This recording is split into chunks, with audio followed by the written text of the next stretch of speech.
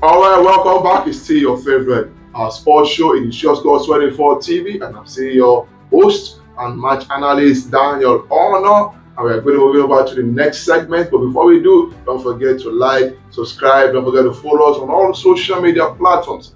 And don't forget to download our app on the App Store and the Google Play Store. It is Show Scores 24 on the App Store and Google Play Store. All right, let's move over. We're going to be talking about the top place match for the Copa America.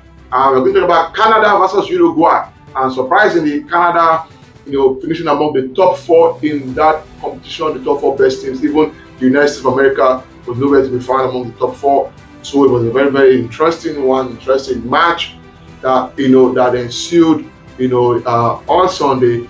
Very, very interesting match, which it was evenly matched, and Canada showing why they even had to play Argentina, losing by just a goal margin, and then having to play in the top place match and coming forth. They lost in penalties, 5-4 in the penalty shootout, and it was a very, very, very emotional one for Canada, which is a rising football nation. They're not among the big football nations, but they are rising. They are getting there, and their FA is getting it right. I have to applaud their FA.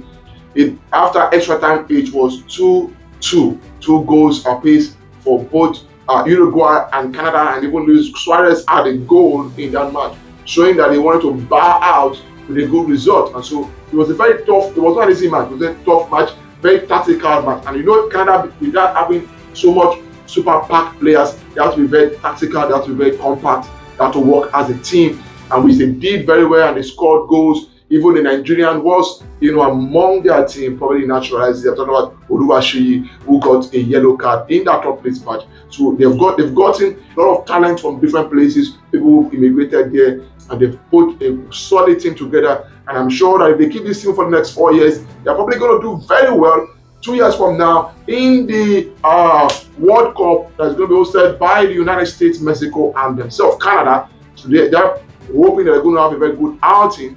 Which we're going to see that there's going to be a lot more teams now. No longer 32 teams, but going to be a lot more teams playing in that World Cup. So it's going to be a very interesting World Cup, but that is for another day when the World Cup comes fully. But for now, their preparations. This is part of the preparations for that World Cup, and you can see that they are in tune. If they can hold their own against teams like Uruguay, teams like Argentina, Brazil, then you know that they are preparing very well, very hard for that World Cup. So it's going to be an interesting matchup, and we should see how they continue to develop from here. But as for that Copa America top place match, Uruguay, they could have dominated the match, but again, Canada did not allow them to have that space, to have that chance. They were very, very evenly matched because Canada came up, they showed up, and they didn't just allow Uruguay to just rob them and trash them as many people would have predicted.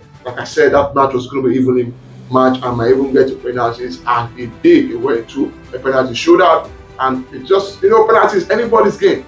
Anybody's game, like we used to say, is anybody's game. With 50-50, a game of luck, and it just went the way of Uruguay, and Canada would have to look back at that hard luck they had, but they still need to raise their head up. They'll go back, maybe not as champions, but they've done their country proud, and they're now among the top footballing nations in the world, and they're still rising. And there's a lot of room, a lot of space for them to grow, for them to learn and continue to impact in the world of football. For Uruguay, they have to do more. Lots of old legs in the Uruguayan side, and if they have to prepare for the 2026 World Cup, they have to overhaul the team, getting young players, fast players, skillful players. They need to bring in players. I remember the 2010 World Cup, 2006 World Cup players like Luis Suarez, who was there and is still here, although he's bowing out. They need to find replacement for these key players, because you need to replace them in just a year's time or 2 years' time. So we're going to see how the Uruguayan FA can handle this dilemma that they have, because now they've done well, but going to the future with teams like Spain, blasting in with young players, 16, 17, 18, 20-year-old players. How do you compete with such players who at such age are already world-class players? So it's going to be an interesting one for us to see. And don't forget that we will be giving you all the highlights. We'll be giving you all the updates, all the tips, all the juicy information right here on Short Scores 24 TV. So make sure right now that you are following us on all our social media platforms. You are following us, you are liking us, you subscribe on our YouTube channel, and you keep on sharing our videos and our posts. And as well, do not forget to download our app on the App Store and on the Google Play Store. And I remain your one and only, the sports analyst, Daniel Honor.